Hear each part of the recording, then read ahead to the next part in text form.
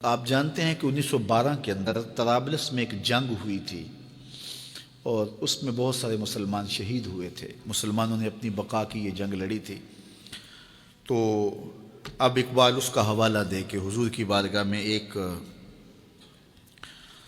اللہ اکبر، گراں جو مجھ پر ہنگامہ زمانہ ہوا، گراں مجھ پر جو ہنگامہ زمانہ ہوا، جہاں سے باندھ کے رخت سفر روانہ ہوا۔ یہ تصور کی کائنات ہے۔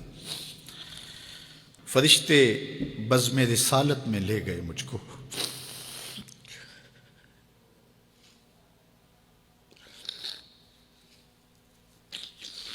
وہ کہتے ہیں کہ میں تصور ہی میں جب اس دنیا کے ہنگاموں سے اکتا گیا تو میں نے رخت سفر باندھ لیا۔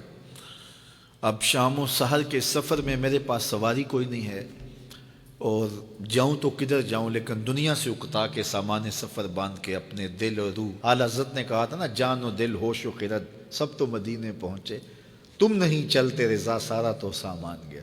تو اقبال نے بھی سارا سامان باندھ لیا، تو پھر سواری کیا آئی؟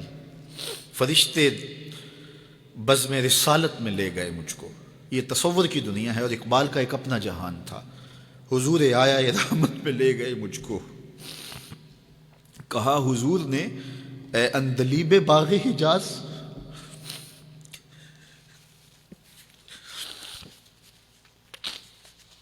کہا حضور نے اے اندلیب باغ حجاز، کلی کلی ہے تیری گرمی نوا سے گداز، ہمیشہ سرخوش جام ولا ہے دل تیرا، فتادگی ہے تیری غیرت سجود و نیاز، نکل کے باغ جہاں سے رنگ بو آیا، نکل کر باغ جہاں سے رنگ بو آیا، ہمارے واسطے کیا تحفہ لے کے تو آیا۔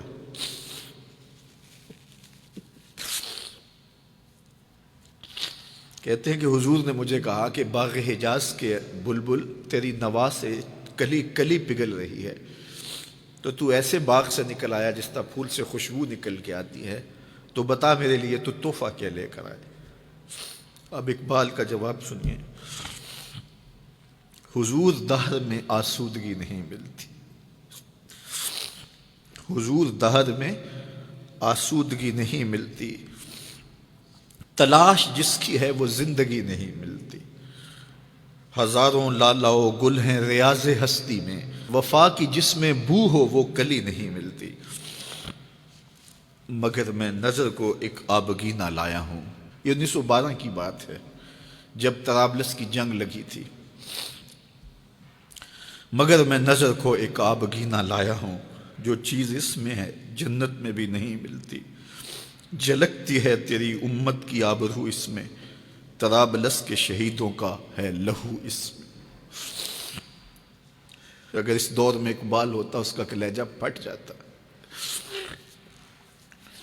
اللہ اس شخص کی قبر پہ کروڑوں رحمتوں کا نزول کرے اور امت کو پوری دنیا کے اوپر وحدت نصیب فرمائے۔ یہ امت علم کی، عمل کی راہوں سے گزر کے اپنی منزل کی طرف گامزن ہو اور وحدت کے حقیقی اجالے اس امت کو نصیب ہوں،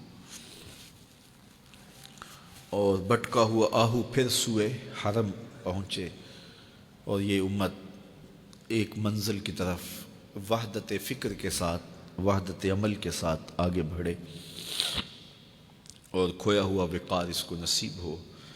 اقبال کے انہی لفظوں کے ساتھ میں اپنی گفتگو کو اختتام کی طرف لے جاتا ہوں۔ بھٹکے ہوئے آہو کو پھر سوئے حرم لے چل، اس شہر کے خوگر کو پھر وسعت صحرا دے، میں بلبل نالہ ہوں اس اجڑے گلستاں کا، تاثیر کا سائل ہوں محتاج کو داتا دے۔ فکر اقبال کی روشنی میں اللہ ہمیں آگے بڑھنے کی توفیق دے۔